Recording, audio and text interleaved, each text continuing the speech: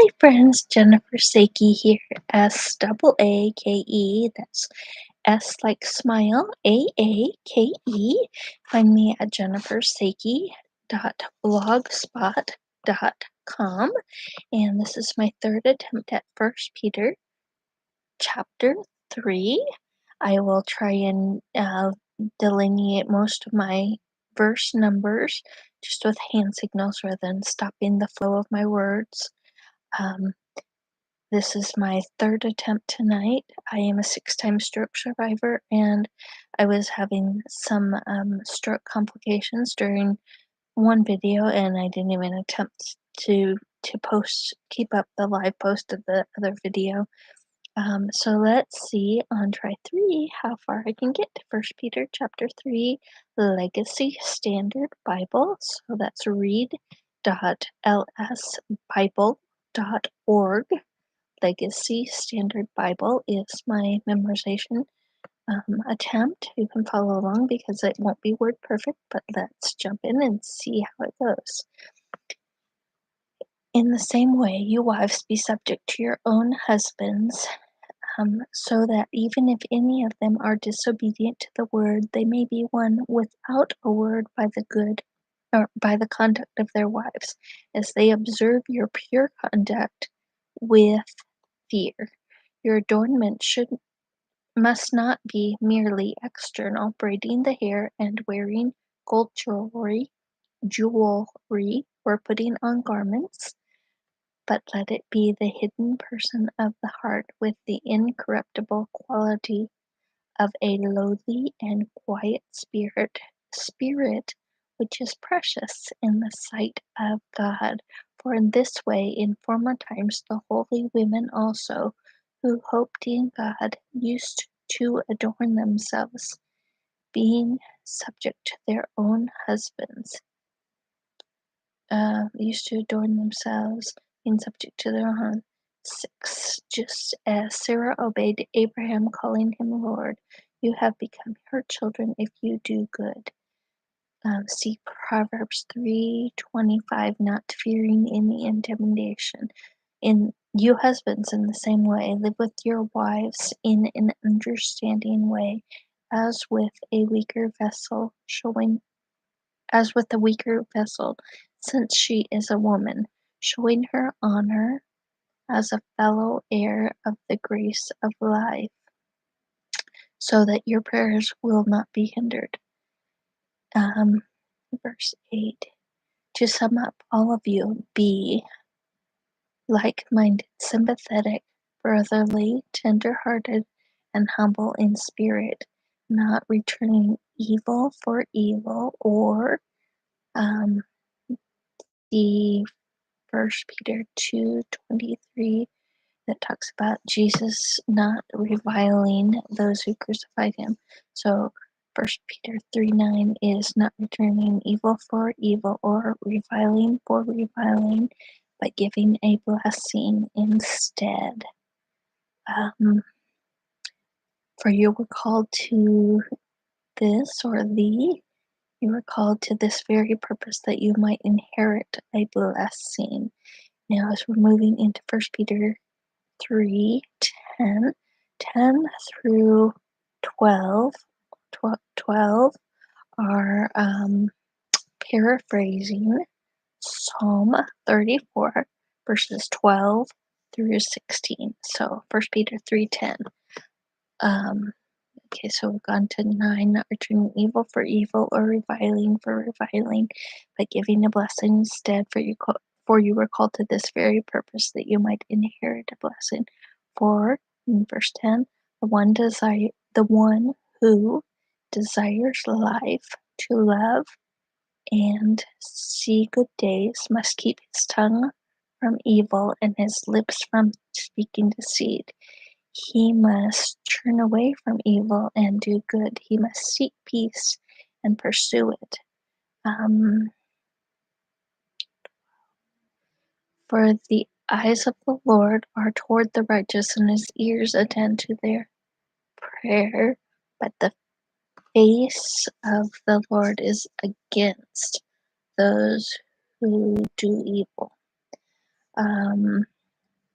13. For who is there to harm you if you prove zealous for what is good? But even if you should suffer, but even if you should suffer for the sake of righteousness, you are blessed. And see Isaiah 8:12 and 13. And do not fear their fear, and do not be troubled, but sanctify Christ as Lord in your hearts, always being ready. See Colossians 4:6. So always being ready to make a defense to everyone who asks you, to give an account for the hope that is in you. Yet, see 2 Timothy 2:24 through 26. Yet with gentleness and fear, having a good conscience before God, having a good conscience, so that in the thing in which you are having a good conscience, so that in the thing in which you are slandered, those who disparage your good conduct in Christ may or might, might be put to shame. 17. For it is better, if God should will it so, that you suffer for doing good rather than for doing wrong. Something close to that. I don't know if I have the exact wording choices. For it is better, if God should will it so, that you suffer for doing good rather than for doing wrong. And then 18.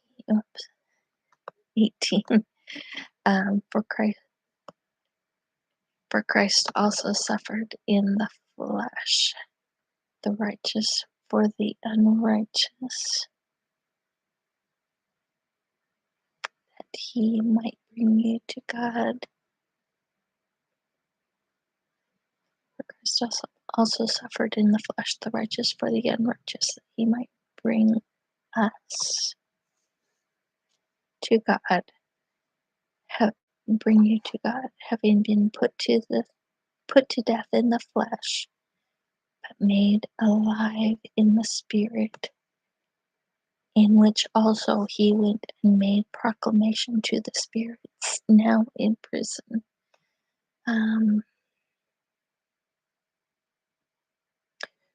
who once were disobedient, when the patience of God kept waiting in the days who weren't the spirits who once were disobedient, when the patience of God kept waiting in the days of Noah during the construction of the ark, in which a few, that is 8 persons, were brought safely through the water. 20. Corresponding to that, baptism now saves you. See Titus 3:5 through 7. See Titus 3:5 through 7 to get the explanation about how baptism now saves you.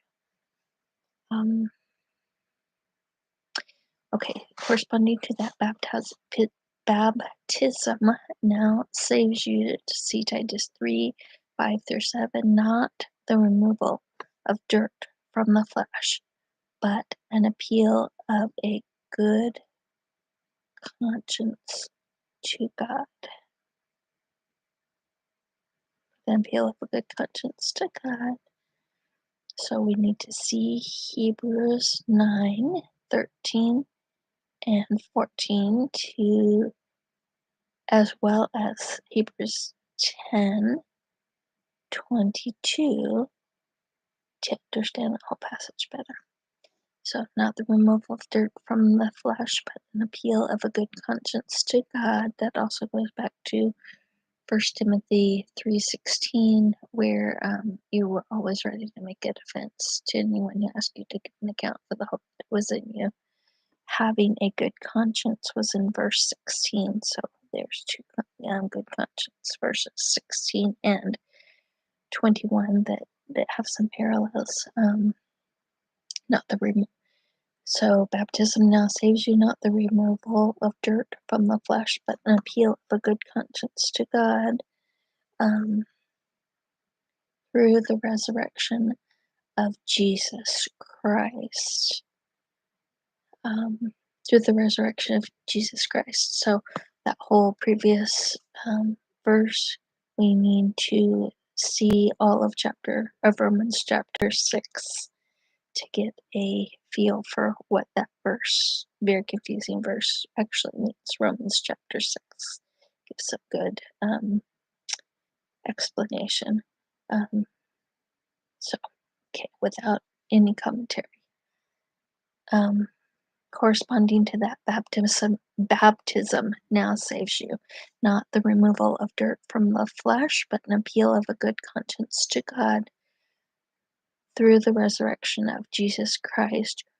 And then we're going into 22, who is at the right hand of God, having gone into heaven after angels and authorities and powers had been submitted to him. Okay, Hebrews 1 verse 6 either goes with the end of verse 21 or with 22. I'll have to tie that cross-reference more solidly in my memory, but Hebrews 1 6 goes with one of those two verses I just finished with. 1 Peter 3 21 or 22. And then we go, after angels and authorities and powers had been subjected to him, we go into chapter 4, verse 1, which starts with the word therefore. And anyone who's been following my videos for a bit knows that anytime there's a therefore, of course, we need to see what it's there for. And so chapter 4 starts with referencing back to everything we've just said in chapter 3. And I imagine a giant fork sticking into it because the Bible Memory Goal community gave me that imagery that if I picture a big fork sticking into anything, it's my there fork. So that takes us into chapter 4. So thank you for sticking with me. Sorry for all the starts and stops. That was 1 Peter chapter 3 in the Legacy Standard Bible. And I'm Jennifer Saake. You can feel free to join me at jennifersaake.blogspot.com or Instagram at Infertility, InfertilityMom. So at InfertilityMom on social media, especially Instagram. Thank you. Have a great evening. And it's only taken me 6 months to get, well, I'd say only. I have a lot of friends who did a lot faster than that. For me, it's exciting that in 6 months I've been able to memorize 3 chapters of 1 Peter 5, 4, and 3. So tomorrow I start working my way down through chapter 2 from the last verse to the first. And we'll see how many months it is before I get to give you that recording as well. Have a great evening. Thanks. Bye bye. God bless.